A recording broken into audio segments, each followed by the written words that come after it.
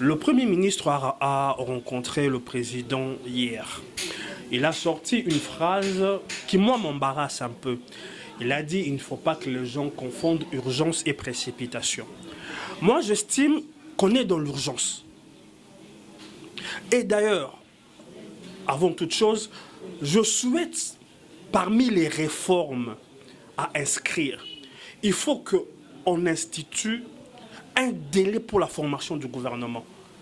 Ensemble, au Katumbi, basui 5 bibonga, basui budget, basui enseignement supérieur, basui ministère y a plan, les deux wana et bunginga mais basui 5 ministères, navis ministère moko, UN Sajumi Balé, MS Sajumi Balé, UDP Sajui, FD Sajui 5, UDP Sajui 8. Donc état pour un balekiango. Mais aujourd'hui, la majorité pour ça, il faut plus de 30 partis. Si quoi attaque ils ont basé bango pour kabolango ndengene.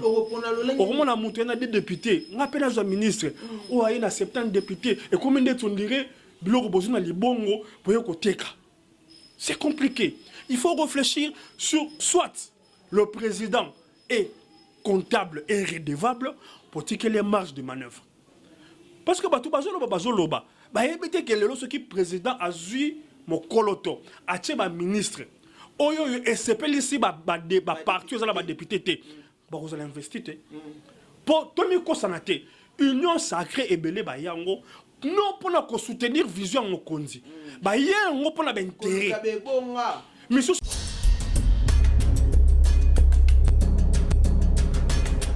Mbote mingi na balandi sango ya Vection Nouvelle TV bay o balandaka émission na bino magazine o elobelaka politique ya mboka Congo o ebengami na kombo tosolola pona mboka na yango na mokolo ya lelo boyebi ete gouvernement o to bandaki kozela vraiment e ko umela eza lokola mama kolamba biloko tisiko e ko bela te to ebite ko bela mbula nini to ebite ko bela nini pote loboko na biso kombi kotala mobele na montre papa ou a komiso ki auti mosala azonga tuna bolandi information gouvernement bimi gouvernement balobi nini mwana mboka nyonso komi kozelela gouvernement na yango na tina ya kozelela gouvernement tokendaki kokutana na mwana mboka Patrick Eyale o azali molobeli monene o vraiment boyebi na bitando na bino alekaka pona kolobela pona ko pesa mai o etali mboka Congo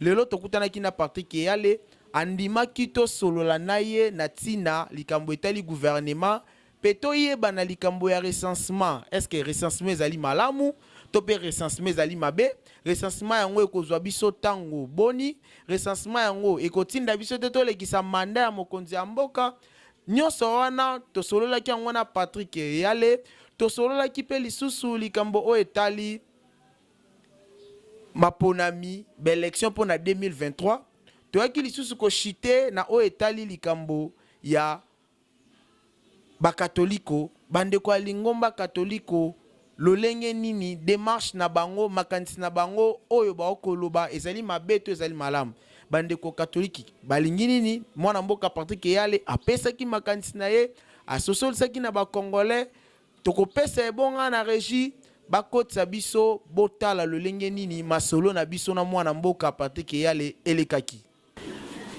balandi ya tosolola pona mboka kaka lolenge to anoselaki bino qu'aujourd'hui dans notre plateau esika wapi bozwaka basango ya politique tokoyambela bino un grand monsieur homme du média boyebi vraiment na bilili o asepelisaka bino o alobaka malamu aujourd'hui ensemble tokolobela likambo etali sorti ya gouvernement peuple yazali na nzala ya kozela gouvernement o fo pesa ebile ya kolia mais kino lelo o ezobima kaka te population balingi bayeba elo on s'est passé yango balobaki na mwana mboka Bob lukela biso bapanzi sango mingi vraiment balobaka malamu ba meka kotalisa biso lelenge bango ba vivre na ba politique ba mona na kana bango bakutana kana bango bayebisa biso nini ezali koleka nini o bango bayebi o ezosala ke gouvernement yango eumela mbote mingi mwana mboka.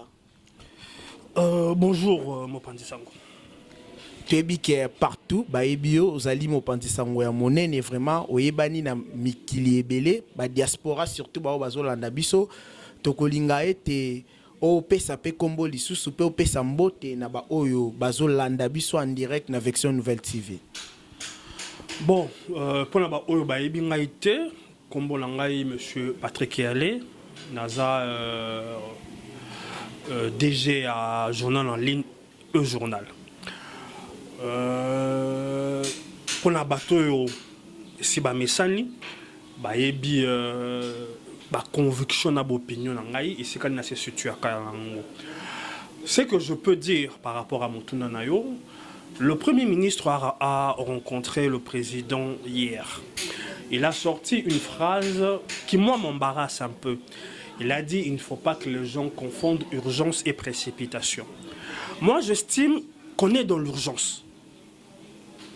Et d'ailleurs, avant toute chose, je souhaite, parmi les réformes à inscrire, il faut qu'on institue un délai pour la formation du gouvernement, comme ça se passe dans des pays comme l'Israël, comme l'Italie. C'est-à-dire au bout d'un mois, quand vous êtes nommé Premier ministre, si vous n'arrivez pas à former le gouvernement, vous êtes démissionnaire. Ça c'est de 1. De 2, je propose aussi qu'on institue en termes de loi la taille du gouvernement. Un peu comme cela se fait avec le gouvernement provincial, où vous ne pouvez pas dépasser 10 portefeuilles. Moi, je propose qu'on ne dépasse pas 30 portefeuilles. Parce que ces deux problèmes sont à la base de la formation du gouvernement. Les acteurs politiques ont l'impression qu'ils ont tout leur temps. Vous vous souviendrez qu'avec Lukamba, il nous a fallu 8 mois. C'est inadmissible dans un pays où tout est à refaire, de prendre tout son temps pour former un gouvernement. Maintenant, pourquoi j'ai dit que je propose que la taille du gouvernement soit fixée? Parce que c'est encore là le nœud du problème. Le gouvernement Lukamba a eu 66 portefeuilles.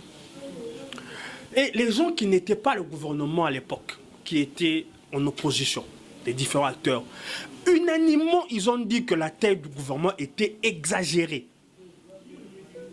Mais bizarrement, c'est les mêmes gens, aujourd'hui, parce qu'ils sont au pouvoir, ils veulent, par leur exigence, que la taille du gouvernement dépasse la cinquantaine. Parce que le président avait émis le vœu avec son Premier ministre que le gouvernement ne dépasse pas 45 portefeuilles.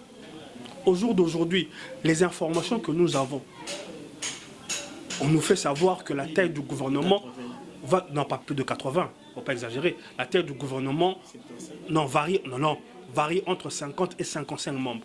C'est beaucoup. Nous n'avons pas les moyens, d'entretenir une cinquantaine de ministres. Donc, voilà le premier problème.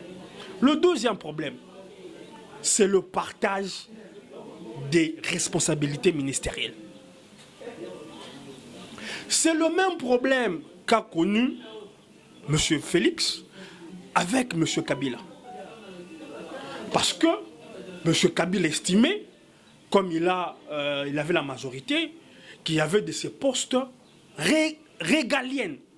Quand je dis postes régaliennes, c'est des postes, c'est la Constitution qui a prévu que ces postes sont les domaines réservés du président. Nous avons la défense, nous avons les affaires étrangères et même les finances. C'est des postes ministériels régaliennes. Ce choix-là n'est pas négociable. C'est un choix qui revient au chef de l'État. Mais bizarrement, dans les négociations, vous avez les partis qui composent l'UCN qui sollicitent à occuper tel le ministère des Finances, tel le ministère des Affaires étrangères, qui sont des domaines réservés au chef de l'État. Voyez-vous, oui. C'est-à-dire quand vous faites le nombre de ministères que vous avez, il faut d'office écarter ces 3 ou 4 ministères dont la nomination dépend du pouvoir discrétionnaire du chef de l'État. Ce n'est pas négociable. Madame mwana mboka tokende obele vraiment malembe tebi ke omemi balandisango mwana lo français mwa mingi tokolinga ya mbala o na motuna o ya no la bango na lingala pote awa to sangisaka balangi nyonso tout même na Kikongo ezali to solo la pona mboka pona malamu RDC na kotala lelo ezalaki bale kendaki na ngambo ya mwana mboka Moïse Katumbi balobaki ete yende muto akokanga formation ya gouvernement pour atindaki lettre te atindaki ba kombo te et lelo encore match ezongi na ngambo ya bandeko ya IDPS balobi IDPS nde muto akofrene po yepe kuna ba kobunda ba kowelela baza na 8 ebonga o bapesi bango mais ba kombo eleki déjà 80 na kotala nyonso tu wana malamu mingi mwana mboka ndingo komona alors c'est le yo nani oyo azokanga vraiment pour lelo gouvernement bima to parti nino ezo compliquer makambo po kotala kuna bandeko pe ya baatu lukwabo tomonaki ndeko mwana mboka Steve Mvika ya lobaki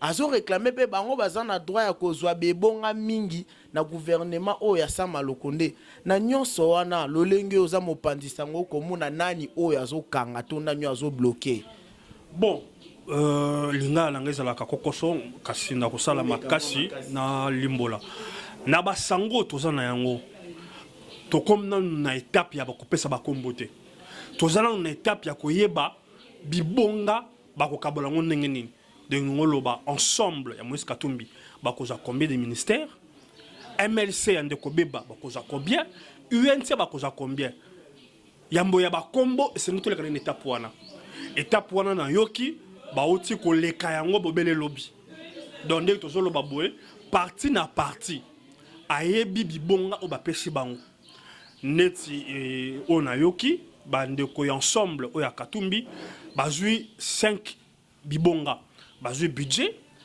bazui enseignement supérieur bazui ministère ya plan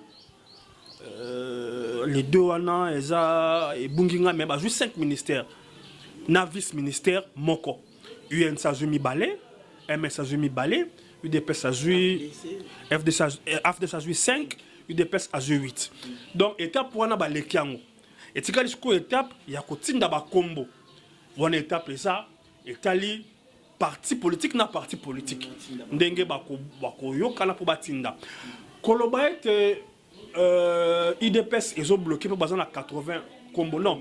Eza mauvaise information. C'est-à-dire quoi? Mutuna mutu asali o balobaka il a fait vœu de postulat.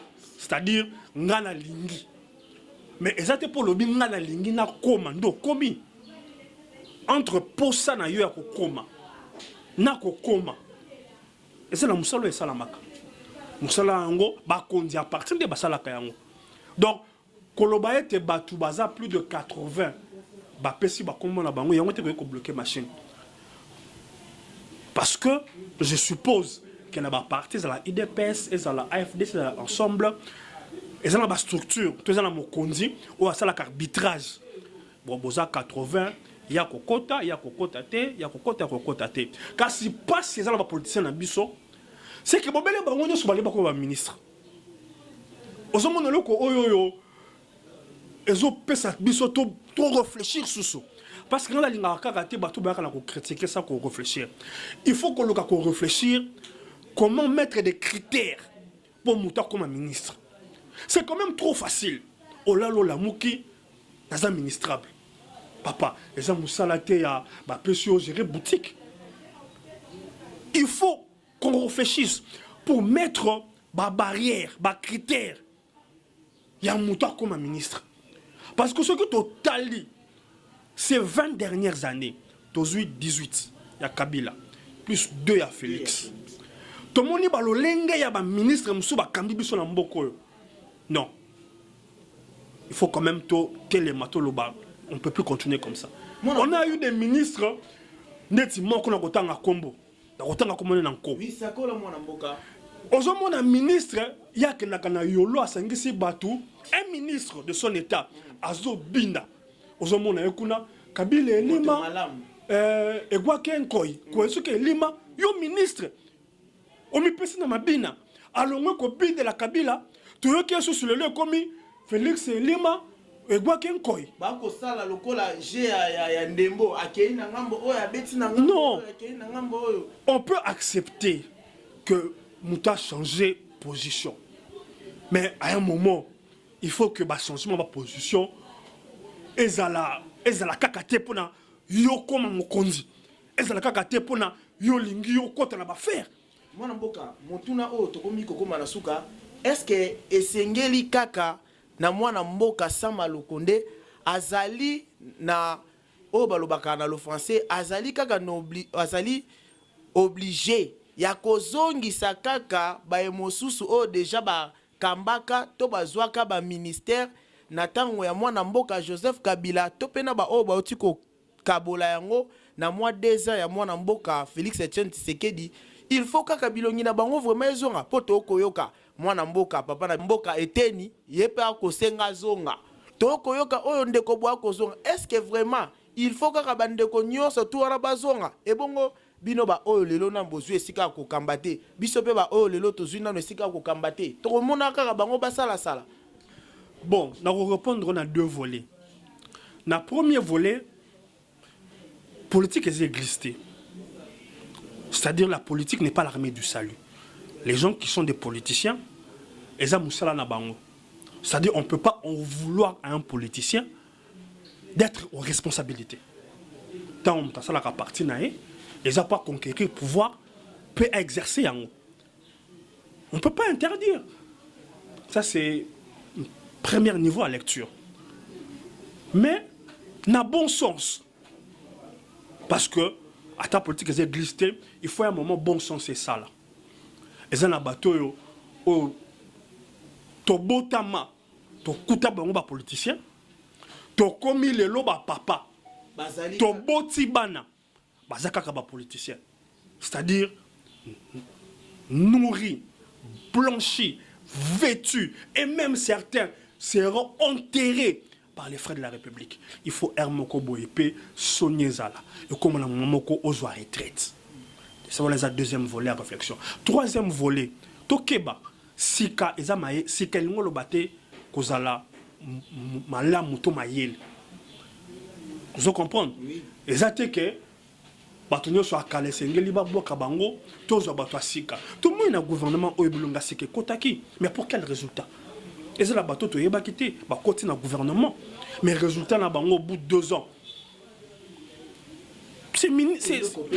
Voilà. Donc il faut le premier ministre azala na ba choix na yé rigoureux. Moi j'aurais même proposé parce que to quand on attend il y a ba proposition que pose à la ministre fait une affaire de route na yo moko. C'est-à-dire, nga la ligne à la ministre pour la salle boy au bout de temps boy. On peut vous évaluer par rapport à ça. C'est-à-dire, nga la ligne à joie ministère de l'énergie par exemple. Mécanisme nga ceux qui na joué ngo na kuti to ya courant et ça teni boy na comme ça ngo teni boy na ko sala boy. On va te juger en fonction de ça. Et ça ka te poser mutakala, to poser la partie na ba député. Au sens là qu'un ministre, avec un résultat médiocre, moi l'incose à la ministre. Non. J'espère que critères et Rosalara raté à Nenge Balobi, Bapé sa bassi, 30%, Bapé sa jeune. Et ça m'a l'amour, mais Sengeli Bacha Bato, Sengeli. Et Sengeli Bacha Bato, Bakozala à tout. À tout, ils ont raté que notre parti n'a pas politique. Non.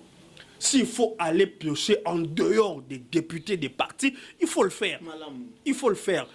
Le pays, contrairement à ce qu'a dit le Premier ministre, le pays vit en mode d'urgence. Oui.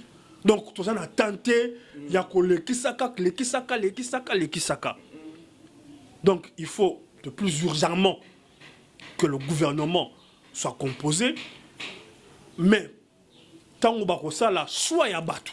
Va tenir compte de paramètres belés. Et ça, la bilongue moussou tolobi, ataba tolobi qui est parti, ça la me pose au pouvoir.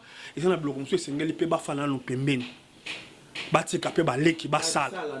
La ba leki ba gopona. Ba pona. Pe pe ça la ba leki moussou ça kaka âge kaka. Ngozombo na bon tona ye bongo na ye se koli elo kama longue ezaki. Mokilezo kende noki. Toza lelo autolobaka na nouvelle technologie de l'information et de la communication. Il faut en maîtrise na yango. Tout ça tolongwe la makamba dactylo. Donc les makambo yozo senga bocha bato yo. Et ça ozomona tant on azo tala bato mususu ba bimba ministre na mboko yo. Na zo ka passe. Biloko wana fait ici là. chancelo ko pamba il faut ici là il faut to longo na culture on est à chancelo ko pamba mwana mboka est-ce que moto nyonso o ayingelaki to akotaki na union sacrée il faut kaka kombo na ye ebima na gouvernement po tokomi komona ngai nazalaki moto ya liboso na sinaki pétition po balongola mwana mboka Janine Mabunda kotala na lolenge nyonso ese ke osenga moto nyonso azalaki na union sacrée to ba parti politique nyonso to kaka bapesa bango ba ministère wana susu ezali piège oyo ntango nazo réfléchir comment tokoki kobongola makambo nayoki mpe ndeko Delice Sanga abanzaki mpe lolenge moko na makanisi nga naza nango moni bato bazoloba lelo mokonzi akokola moka nome ba ministre mais soki parlement investir bango te bakokota na mosala te ozomona esengeli to réfléchir un peu tomeka kokopier mo États-Unis parce que constitution tozosalela tomeko la France alors que France baza na ba spécificité na yango c'est-à-dire na France ba parti o ba kota na parlement ba leki disté pour na ko constituer majorité oyo ko pesa mutu ningisa sala gouvernement et c'est ngaka 1 2 ou 3 partis mais ozomona majorité pour ça il faut plus de 30 partis siko ataki zobazo bango bo kabolango ndenge ni okomona mutu na des députés ngapela zo ministre o ayi na 70 députés et combien de tondire biloko bozo na libongo boye ko teka c'est compliqué il faut réfléchir sur soit le président est comptable et redevable pour tirer les marges de manœuvre parce que bato bazoloba ba yebite que lelo ce qui président a zui mo koloto atie ba ministre oyo esepeli si ba parti ozala ba député te ba kozala investir te pour tomi ko sanate union sacrée ebele ba yango non pour la soutenir vision mokonzi ba yango pour la intérêt misusu ba yango pour na ko batama ba poursuite judiciaire ayebike bazolukisa nga la sala makambu tikana zalawa eko sunga ngai bazuzu balukanga te basusu balembaka te bazana boulimia à pouvoir ba yewana na bimata vice ministre na bimata ozomona et puis mokonzi aza na pression pour omona boye mutango aza na 20 députés okopimele ndenge nini puso okopimeli et ça chantage okomona ke tant mokonzi akozwa mokoloto baké na parlement au parlement rejeté gouvernement tu vois donc ils ont là-bas équilibre qu'il faut tout ça là sinon on va continuer à tourner en rond Félix Akolongwa parce qu'ils ont la partie mon côté lelo akotia ba député na ba candidat ba remporter majorité système politique na biso autocopia la réalité politique na biso et ko simbate autocopia en France et ko simbate et sengeli tout mais qu'à réfléchir comment changer les choses pour te connaître de l'autre côté parce que la vérité Zanine les députés ont pris en otage la République les députés les partis qui sont à l'Union sacrée ils ont pris en otage malamu mwana mboka totombelio vraiment merci le lengo pesa ki biso maloba mais likambo monsieur ce ko déranger ba congolais ezali na tina likambo ba bengi recensement lelo ba congolais ba komi ko banga est-ce que recensement ezali malamu to ezali mabe recensement ezali bien mais nazo lingande te ba conditionner recensement na tenue d'élection parce que recensement ko zabi songo ngebele et vous allez malamu te bato bazubo konzi le lenge oyo bazu yango na makile tanga ki po l'élection salama ba mema biso kolekisa tango élection salamaka ngala kozala parmi bato na koboya ngo ko banda lelo tilobi esengeli bato bazu bokonzi bayingela ko sala élection eleko oyo constitution esengi soki recensement et ko sala teke eleko élection et perturbé yango recensement ça malamu mais soki ko sala ke perturber le koana malamu mingité esengeli biloko mususu to négocier ndenge Kabila linga ki a négocier to poussa te élection salamaka après chaque 5 ans il faut que au bout de 5 ans en 2023 l'élection est salama pona ko bakisa pona ko silisa to yoki bande ko catholique balobi ba beti tangwa na ko lobanesika wana na 3 volets premier volet esika la moni bande ko ya ba père église namoni bango na incohérence na proposition na bango basengi ba réforme ça malamu mais tango bakendaki ko participer na kuku na processus ya kotia président ya Seni na elekwana bayebaki te ke faut réforme soki mutu ya bango e bokoto abimaka président balengaki balobela biso makama réforme lingolo baboye proposition la bango eza malamu mais eza pona ngai eza lolenge ya moyen ya pression oyo bazosala mokonzi na ngambu ya bato baza na pouvoir na koyebisa bango bazala conséquent ndenge basoutenaka église catholique tant aza kosala opposition contre Kabila bazalaka elengo il faut pe bazala na motema ya kondima opposition oyo église catholique azosalela bango parce que pour bombarder l'église catholique est en opposition il faut ba supporter na koyoka pasi ceux qui le batu bana pouvoir ba komi ko utiliser ba arme oyo Kabila utiliser ka ba arme de tinini Kabila komaka tina na comment on dit ça a komaka tina audace ya kosimba basango na bilamba ya kotinda basoda bakota tina kata tempelo nzela bato a pouvoir bazozwa tozobanga ete lobi pe basala basango bongo te ngapo na ngai basango bazali ba super homme te bazali ba position politique esengeli koyano la bango kasi kotikala na terrain ya mayele bapesi mayele pesi mayele balobi boy bozongisi boy comme bango bazui balingi kozala na esika ya politique esengeli komya bango na terrain politique esuka be wana ekende gauche te ekende droite te potikala be na terrain ya mayele na mayele soki bokosala ba élection tina te ezali ya komona makambo lobi mabe ezala maloba oyo bakoki kozo oyebi nga kutu nazalaki conseiller mokonzi na makambo catholique azosala na kotiaka oyo elenge mobali Ronsa na tie président Seni mais il ba ko boya ye ka parmi bat boboyaka Ronsa c'est église catholique hein église catholique balobi non tous en retard boyna boy tout ça pour to gagner temps caché pour surtout pesi bino so boke ndoko bandela pour bopona to erozo so tante pour to gagner ta botier Ronsa to gagner temps ay to mona so église catholique e bima e boya so mais na yebi ke mokonza mboka za mutalinga ka kimia akolinga kokena terre wana te eza malamu po balobaka pe c'est tout à son honneur kasi ayeba ete abondisa église catholique te ndenge Kabila abondisaka ngo na bibundelo Kabila abondisaka ngo acha mayele likula mayele pona koyeba kozala kosede te no opposition oyo église catholique ezosalela ye po tobosana te église catholique etikala kondimba kibokonzi na ye te pona bango fayolo moto aganya eza eloka liboso kobosala ngo te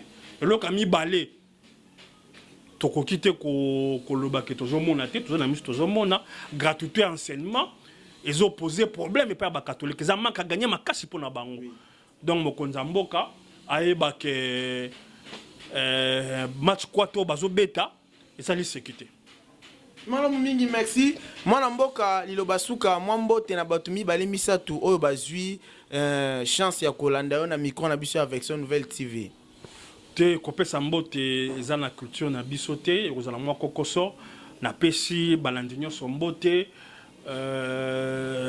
na sengi na bayoyo batiaka biso maboko balemba biso te merci mingi yango nde ezalaki maloba ya suka ya lelo topesi nzela na mwana mboka soki akoki kotika ebonga vraiment merci mingi tobandi bouti kolanda masolo na biso ya pokwa tope tongo ya lelo na ngonga nyonso to bokozwa libako ya kolanda yango totombeli bino mobu elamu bo continuer na kopesa biso confiance bo continuer na kolanda magazine na bino tosola pona mboka epai wapi boyebaka ba secret mabomba mi oye koleka na mboka lelo ndenge ka boti komona na plateau na biso tozaki na mwana mboka Patrick Yale o boyebi mingi na ye tosololaki na mai o bozaki kozela boyoki ba vérité ya gouvernement, boyoki ba kombo nani azocha désordre, bolandi banani ba kokanga, banani oyo ba kokanga te. En tout cas, to pesibino ba encouragement, bo continuer ko s'abonner, bo continuer ko landa biso, bo continuer ko pesa biso miso na bino, bo continuer ko pesa biso matoi na bino, to ko désavoir bino te pour na information ya mboka na biso Congo. To pesi mbote kuna na États-Unis na Amerika na mwana mboka Hélène Kitoto, Mama na Janela, Hélène Kitoto, molandi avec son nouvelle TV, to tombelio bambote mingi, continuer ko s'abonner, continuer ko panza sangwe avec son nouvelle TV, awa na avec son nouvelle TV, ba émission ambe ezali programme ya solo oye ko pesa bino mayele oye ko sala ke bo fungola misu boye ba politique eko leka na Congo, boye ba nyonso eko leka na Congo. To pesi mbote na papa Jonas Kokisa, Jonas Buka Kokisa esika azali kuna na Swanzi, to pesi mbote mingi, to pesi mbote na Kokisa Musela Jean-Pierre na France, to pesi mbote mingi